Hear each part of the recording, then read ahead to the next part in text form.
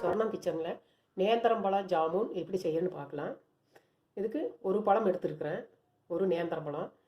இது வந்து இந்த தோல் இப்படி கருப்பாக இருக்கணும், இது நல்லா பழுத்திருக்கணும், அப்போ தான் இது பொரிக்கிறதுக்கு நல்லா இருக்குது.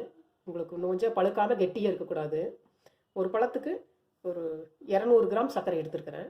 ஒரு இதாங்க தொளிச்சிட்டு 1 இன்ச்சுக்கு கட் பண்ணிக்கலாம். ஃபஸ்ட்டு அதுக்கு பாவை வச்சிடலாம். 150லேருந்து 200 கிராம் போடலாம். அரை டம்ளர் விட கம்மி, 1/4 டம்ளருக்கு அதிகம், அரை டம்ளர் விட கம்மியை ஊற்றிக்கலாம். இது ஒரு கம்பிப்பா தான் வரணும். நல்லா சர்க்கரையெல்லாம் கரைஞ்சி நல்லா கொதிக்கிட்டு, இது வேறு கொதிக்குது, நல்லா ஒரு கம்பிப்பா தான் வரணும். நீங்கள் இது கலருக்கு கேசரி பவுடரும் போட்டுக்கலாம், இல்லாட்டி குங்குமப்பூ இருந்தாலும் போடலாம். நீங்கள் பவுடர் வேண்டான்னா வெறும் ஏலக்காய் பவுடர் மட்டும் வாசனைக்காக போட்டுக்கலாம். எப்படி கரைஞ்சிடுது. இன்னொரு 2 நிமிஷம் இருக்குது. பழத்தை நாம் இப்போ 1 இன்ச்சு சைஸு கட் பண்ணிக்கலாம்.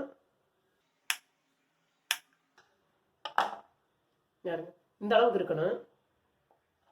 இது அப்படியே நெய்யில் போட்டு பொரிச்சு எடுத்துக்கலாம். ஒரு 1/4 டீஸ்பூன் ஏலக்காய் பவுடர் போட்டுக்கலாம். நான் கலர் பவுடர் எதுவும் போடல, நீங்கள் விருப்பப்பட்டால் கலர் பவுடர் போட்டுக்கலாம். பாவு நல்லா கொதிச்சுடுது, கம்பிப்பாதை வந்துடுது. இது நாம் ஸ்டவ் ஆஃப் பண்ணிடலாம். நாம் கட் பண்ண பழத்தை பொரிச்சிடலாம். இது நாம் நெய்யில் தான் பொரிச்சு எடுக்கணும். நெய் போட்டுக்கலாம். நெய் நல்லா சூடாகிட்டு, உங்களுக்கு அதிகமாக சூடாகக்கூடாது, மீடியமாக இருக்கணும். நான் அந்த கட் பண்ணி வச்ச பழத்தை போட்டுடலாம். அப்படியே ஒவ்வொரு பீஸாக போட்டுடலாம். அடுப்பு மீடியமாக எறிட்டு, அதிகமாக சூடாகக்கூடாது. நல்லா கலர் மாறி வந்துடணும். இது நல்லா பொரிச்சு எடுத்து ஜீரோவில் போட்டு சாப்பிட்டா ரொம்ப நல்லா டேஸ்ட்டாக இருக்குது. நல்லா மொறு மொறுன்னு நல்லா டேஸ்ட்டாக இருக்குது.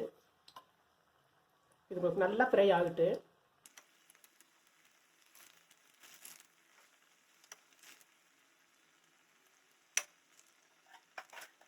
இதாங்க அடுப்பு ஸ்லோவிலி எரியணும். ஃபாஸ்ட்டாக எரிஞ்சுன்னா சீக்கிரம் கருகிரு, உள்ளுக்கெல்லாம் வேகாது. அதனால் நல்லா அடுப்பு மட்டும் மீடியமாக எரிஞ்சிட்டே இருக்கணும். ஃபாஸ்ட்டாக இருந்ததுன்னா மேலே சீக்கிரம் செவந்து வந்துடும். நல்லா செவந்துடுது, எடுத்து ஜீரோவில் போட்டுடலாம்.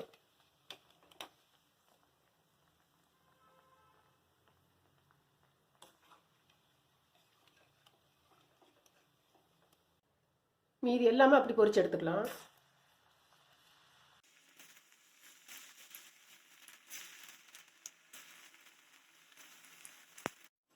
இது நல்லா கலர் மாறிடுது.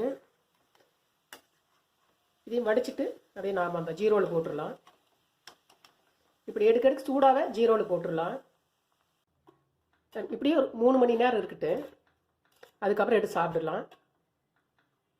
நாம் எடுத்து சூட்டோடய போட்டுறணும். இப்போ டேஸ்டியான நேந்திரம் பழம் ஜாமுன் ரெடி. இதே மெத்தடில் நீங்களும் செஞ்சு பாருங்க.